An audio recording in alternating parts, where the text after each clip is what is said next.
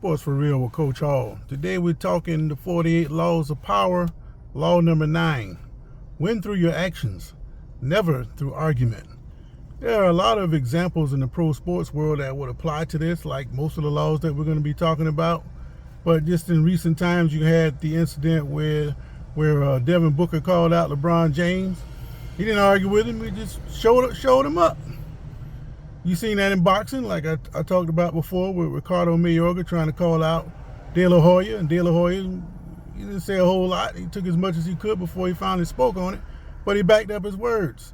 Knocked him out. And that's pretty much what you have to do when somebody challenges you. You have to come back in a different way. It don't do you any good to argue, because it's just going to get the other person more ammunition to continue on with what they're doing. So you have to find a way to shut them up. And it's take care of business, and all that crap will go away. But I got a couple of stories I want to say that I had dealt with myself while I was coaching that applies to this law. First one, I'm up in the press box. You know, I do all the scouting, and you know pretty much the teams that you're going to be facing upside down. Now this particular team we're talking about was pretty good.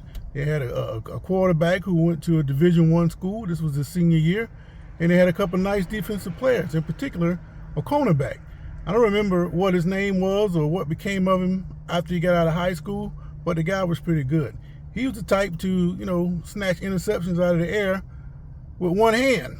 You can tell just from his actions that he was a pretty good basketball player. So after looking at film, not only from the year we were playing him, I looked back at 4 or 5 games they played the year before, and this kid was just phenomenal on the corner. And I knew going into the game, we can't test this guy. We got to go away from him. If you're going to go it his way, you got to throw little quick screens and try to get a block on him, but never try to beat him one-on-one in the passing game. Well, we had this one guy who was a good friend of the head coach. He just happened to show up at the game. He got a lot of football knowledge, but this particular person, he thinks he knows everything. He thinks he knows more than you, even about subjects that he's not an expert in. He's just so smart. He's just so smarter than you that nothing he says is wrong, regardless of what you think or say.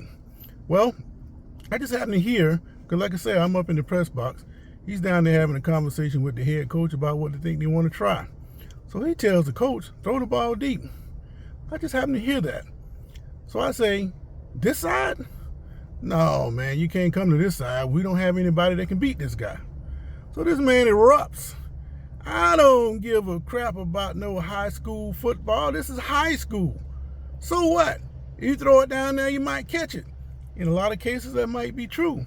But we didn't have any receivers that can beat this particular cornerback. So as he went going off on me about what we should try, because this is high school, but I'm thinking all along, they have turnovers in high school, but I didn't say a word. So sure enough, now one quick note about a bad football team. The kind of school I was at, it kind of like hard luck.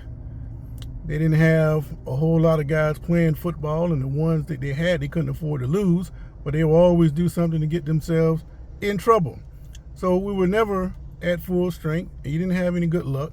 And when you have teams like that, the time that you really need them to make a play, they won't. And the time you really need them to not make a play, they will. So I'm hoping that this guy, he's going to throw the ball out of bounds. Sure enough, he snapped the ball, tried to throw it deep on this guy, and guy intercepted the ball. The only thing that saved him from a touchdown, we got a clip on his ankle, and it tripped him up. Otherwise, he was going 6 points. Now, I told this guy before the ball was snapped what was going to happen. But I didn't say a word after that.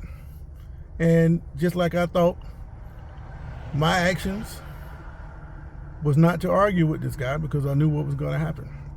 Now, the following year, same team. This time we're going down there. We're on the road. They still got a better football team than we have, but we had the kind of team that would scrap with you as long as we could. We couldn't make any major mistakes. We had to play fundamental, and maybe we'll have a chance of stealing in the end. And this particular game, I don't know what it was. We were kind of hyped up. We were playing pretty good football that night. We got all the way down to the end of the second quarter where it's down 0-0. We had tried to run these double post corners, and we threw one earlier, and he threw it into the corner of the end zone, and the guy intercepted, and the guy ran it back about 50 yards. Okay, the next time we get the ball, we're trying to hurry up and try to score right before the half, and we call the same play. So down the head coach, he's telling the quarterback to throw it in the corner. I'm telling him, don't throw the ball in the corner, because if they intercept it, it's bad news for us. We were fortunate enough last time, excuse me, we were fortunate enough last time to get a clip on the guy and knock him out of bounds, but you can't always depend on that. Now remember, when you are the team that's lesser of another opponent, you can't make a whole lot of mistakes. You want to try to hang around as long as possible. Maybe you can steal in the end, just like I said before. Well, I'm telling the coach to throw the ball down the middle. There was no time left on the clock. So sure enough, quarterback takes the snap, same quarterback from a year before. He throws it right back into the same corner that was picked off before. And again, the man picked it off, and it ran all the way back for a touchdown with no time on the clock. Bad football team, used to losing, psyche is bad. When something like that happens, you're in trouble. So we go into the half down 7-0, come back out in the second half, and they run 35 straight on us. So we're down 42-0 when it was just 0-0 with about 10 seconds left in the half. So the things that you do, you have to give credit to somebody who has a different opinion from you, because you just may be wrong. I tried to tell that guy the first time we played this team what would happen if he threw the ball. It was going to be an interception. That turned the game. They pulled away from him slowly, and we never got any close to where we were. Had we just kept on doing what we were doing, we could have been there to steal it in the end. The second game, the same thing. It's an even closer game. Throw an interception, the man run all the way back for a touchdown at the end of the half with no time on the clock. We get blown out in the second half. Those are the kind of mistakes you cannot make. So I couldn't win through argument. My actions, all I could do was tell them what would happen, and I did. And neither case, I was listened to, and look what happened. Got blown out both times. Sports for real.